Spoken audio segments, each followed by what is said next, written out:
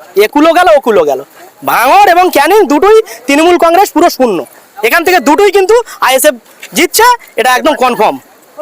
ইসলাম যে আপনাদের ভাঙড়ে তিনি ক্যানিং পূর্বে প্রার্থী হয়েছে, আপনি কি তার হয়ে প্রচার করতে যাবেন? অবশ্যই যাব, অবশ্যই যাব। ওনাকে আমি বলেছি এবং আমি কিন্তু আমার ক্যানিং পূর্বে বিধানসভায় কিন্তু অনেকের সঙ্গে অনেক পরিচয় আছে, নিশ্চয়ই যাব ওনার সঙ্গে প্রচারে। তাহলে শওকত মোল্লাকে হারাবার জন্য 3বার জিতলে মন্ত্রিত্ব দিতে হবে, এর জন্য হারাবার জন্য ভাঙড়ে পাঠিয়েছে মোটামুটি? হতে পারে সেটা, এখন তো সে দলে নেই আমি, তারা জানে, তারা ভালো বলতে পারবে এ বিষয়ে। আমি কি, দলটা অত্যন্ত বাজে দল, এরা বিভিন্ন রকমের প্রলোভন দেখায়। আমি যে দীর্ঘদিন ধরে আমি কিন্তু সেই 2015 সাল থেকে কিন্তু জাতীয় কংগ্রেস দলটা করছিলাম, কিন্তু জাতীয় কংগ্রেস দলটা যে ছেড়ে আমি এই তৃণমূল কংগ্রেসে আমি ঢুকেছিলাম, এইটা ছিল আমার জীবনের সব থেকে চরম বড় একটা ভুল।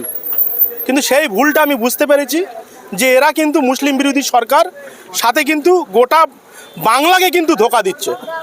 যার জন্য কিন্তু আমি বারবার কিন্তু বলছি যে আমি রাজনীতি করি আর না করি, যেহেতু নওশাদ সিদ্দিকী ভাই এবং এই দলের প্রতিষ্ঠাতা পীরজাদা আব্বাস সিদ্দিকী ভাইজান, তারা কিন্তু সৎ পথে চলছে। যার জন্য কিন্তু আমি বলেছি যে আমি রাজনীতি করি আর না করি, আমি সতের পথে, এবং আমার যা কর্মী আছে এবং গোটা ভাঙড় বিধানসভায় মানুষ তো এক নামে আমাকে চেনে, আমি ভাঙড়ের মানুষের কাছে যাব, বোঝাবো এবং কোনো সমস্যা হচ্ছে কিনা সেদিকগুলো খতিয়ে দেখব, এবং যাতে ভাঙড় থেকে এই ক্যানিং থেকে আসা হারমাত চিরদিনের জন্য বিদায় নেয় এবং বিধায়ক নওশাদ সিদ্দিকী ভাইজান দ্বিতীয়বারের জন্য বিধানসভায় যায় এবং লক্ষাধিক ভোটে তিনি জয়যুক্ত হয়, সেই চেষ্টায় চালিয়ে যাচ্ছি।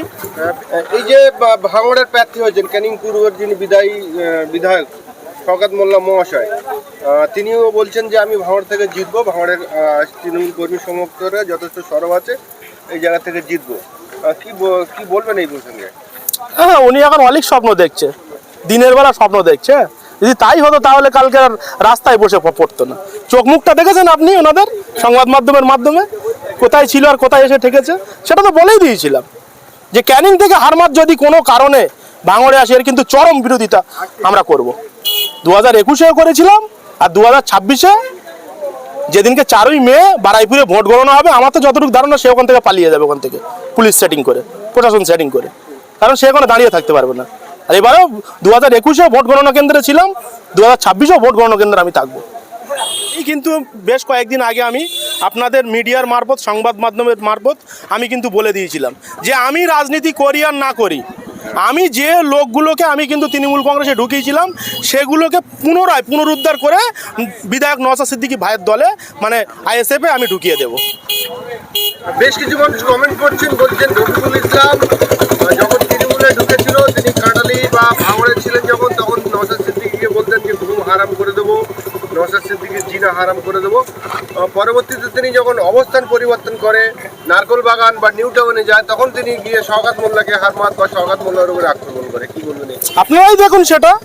আজ আমি শাসক দল করতে গিয়ে আমাকে শাসক দলের মানে অত্যাচারে আমার বাড়ি ছাড়া হতে হয়েছে। তাহলে আমি তো আজকের বাড়ি চলে এসেছি, তাহলে আজকের কিন্তু এলাকার মানুষ তারা কিন্তু ভালোবেসে আমাকে ফের কাছে ডেকে নিয়েছে। এটা তো আপনাদের বুঝতে হবে আগে, যে আমি শাসক দল করতে গিয়ে কিন্তু বাড়ি ছাড়াটা হয়েছিলাম, আমি কিন্তু এই অত সহজে কিন্তু বাড়ি ছাড়াটা হয়নি। তাহলে সেখানে শাসক দল কতটা নোংরা, তাদের যে রাজনীতি কতটা নোংরা, আপনারা ভাবুন। গোটা বাংলা ভাবছে, গোটা ভাঙড় বিধানসভার মানুষ ভাবছে।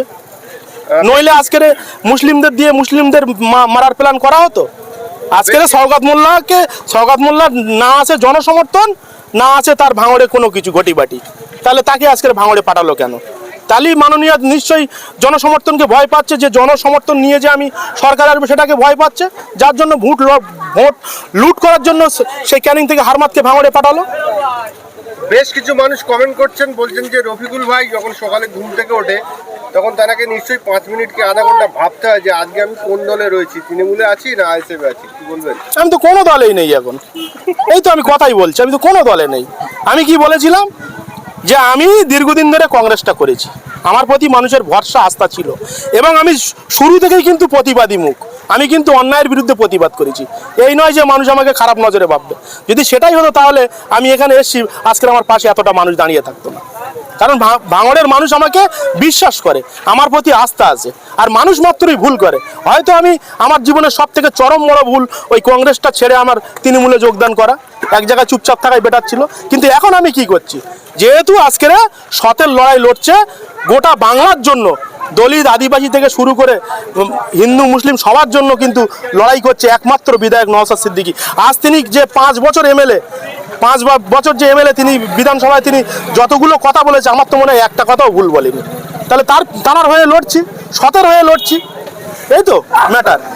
আমরা আপনার বিভিন্ন নিউজ করে থাকি, আমরা বুঝতে পারি যে আপনার একটা নির্দিষ্ট কিছু অনুরাগী বা ফ্যান ফলোয়ার বা কিছু ভোটার রয়েছে ভাঙড়ে, সেই তাদের সঙ্গে কথা হয়েছে আপনি যখন এই তৃণমূল কংগ্রেসটাকে ছেড়ে আইএসএফের হয়ে প্রচার করছেন বা নওশাদ সিদ্দিকীর হয়ে গলা ফাটাচ্ছেন, সেই অনুরাগী সমর্থকরা সব আপনার সঙ্গে আছেন?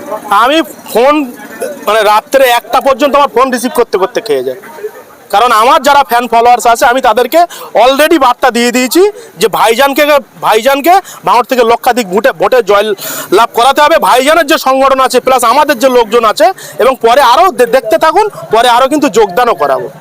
এই যে শুভবুদ্ধি উদয় হলো, এটা কি আপনার নিজে থেকে হলো, না আমরা শুনতে পেয়েছিলাম আপনার আম্মা জান আপনার মা আপনাকে বলেছিলেন যে আপনি রাজনীতি করুন চাই না করুন, নওশাদ সিদ্দিকীর বিরোধিতা করবেন? কি বলবেন? না দেখুন, এটা মানুষ মাত্রই পরিবর্তন হয়, আমি নিজেও ভেবেছি এবং সাথে আমার পরিবারও আমাকে বুঝিয়েছে যে এটা কিন্তু করা ঠিক হবে না, আর এই দল করার নেই। কারণ এই দল কিন্তু একেবারে সাম্প্রদায়িক দল। এই যে তৃণমূল কংগ্রেস দল, এ কিন্তু মুসলিম বিরোধী দল। যদি তাই না হতো তাহলে কিন্তু মুসলিমদের ভাঙড়ে তো মানে মুসলিম মেজরিটি পার্সেন্ট বেশি, যেখানে 62% মুসলিম অধ্যুষিত এলাকা, তাহলে সেখানে একটা মুসলিমকে দিয়ে আর মুসলিম ভাইদের মারানোর জন্য আজকের এই ক্যানিং থেকে হারমাতকে পাঠাতে হয়? কি হারে ভাঙড় থেকে আজকের কোথাও দেখা যাচ্ছে, আজকে শুনলাম চন্ডিয়াতে বোমা উদ্ধার হয়েছে। ভাঙড় চালতে বাড়িয়াতে যে সে ওইদুল বাড়ি ছাড়া, সেখানে এনআইএ তদন্ত হচ্ছে, সেখানে আজকের মেশিন উদ্ধার হয়েছে। তাহলে এগুলো কারা করছে? সব শাসক দল করছে, সব শাসক দল করছে, আর দোষ চাপাচ্ছে আইএসএফের উপরে। তাহলে আমি কিন্তু সতের লড়াই লড়ছি। হ্যাঁ, এটা ঠিক, মানুষ মাত্র ভুল করে, কিন্তু সেই ভুল যদি মানুষ শুধরে নেয় তাহলে তার পাশে কিন্তু মানুষ দাঁড়িয়ে যাবে। আপনি কিন্তু ক্যানিং পুরের বিধায়ক শওকত মোল্লার বিরুদ্ধেও বারবার সরব হয়েছেন এবং নওশাদ সিদ্দিকীর বিরুদ্ধেও বারবার সরব হয়েছেন। আপনি নওশাদ সিদ্দিকীর দলের হয়ে বা নওশাদ সিদ্দিকী দলের হয়ে গলা ফাটাচ্ছেন। নওশাদ সিদ্দিকী বা আব্বাস সিদ্দিকী, এই দুই দলের যিনি একজন পৃষ্ঠপোষক আর একজন চেয়ারম্যান, এদের সাথে কথা হয়ে যাবে? না, সেটা আমি লিক করতে পারবো না। আমার কথা হয়েছে কি না সেটা একদম একান্ত আমার ব্যক্তিগত, এটা আপনারা পরে সংবাদ মাধ্যমের মাধ্যমে বুঝতে পারবেন। এই যে আপনার পুরনো দল, মানে মাঝখানে যে জায়গা ছিলেন তৃণমূল কংগ্রেস, সেই দলেরই একজন বিধায়ক ক্যানিং পূর্ব থেকে এনে ভাঙড়ে দাঁড় করালো, আর ভাঙড় থেকে একজন ভাঙড়ের ভূমিপুত্রকে ক্যানিং পূর্ব বিধানসভা দেওয়া হলো। কেমন যেন খিচড়ি পাকিয়ে দেওয়া হলো না? এই প্রসঙ্গে কি বলবেন? এটাই তো পলিটিক্স। নুরুল ইসলামকে কি করেছিল? তাকে সেই জায়গাটার নাম ভুলে যাচ্ছি, এতে দিয়েছিল, জঙ্গলমহলের ওই সাইডে এক জায়গায় দিয়েছিল। তাহলে দু প্যানেল যদি কোনো বিধায়ক পরপর জেতে, তাহলে 3বারের মাথায় জিতলে তাকে একটা মন্ত্রিত্ব দিতে হবে। এটাই তো দিদির পলিটিক্স, মুসলিম দিয়ে মুসলিম মারার চক্রান্ত। ভাঙড়ের ছেলে ক্যানিং পূর্বে গিয়ে দাঁড়াচ্ছে, সে বহিরাগত হিসাবে সেখানে আন্দোলন হচ্ছে, টায়ার জ্বালানো হচ্ছে, বিক্ষোভ দেখাচ্ছে। আর ক্যানিংয়ের মানুষ একটা হার মারছে, ভাঙড়ে আসছে, সেখানে কোনো প্রতিবাদ নেই। তাহলে এটাই তো পলিটিক্স, এটা পলিটিক্স করছে সম্পূর্ণ মাননীয়, এটা নিয়ে পলিটিক্স করছে।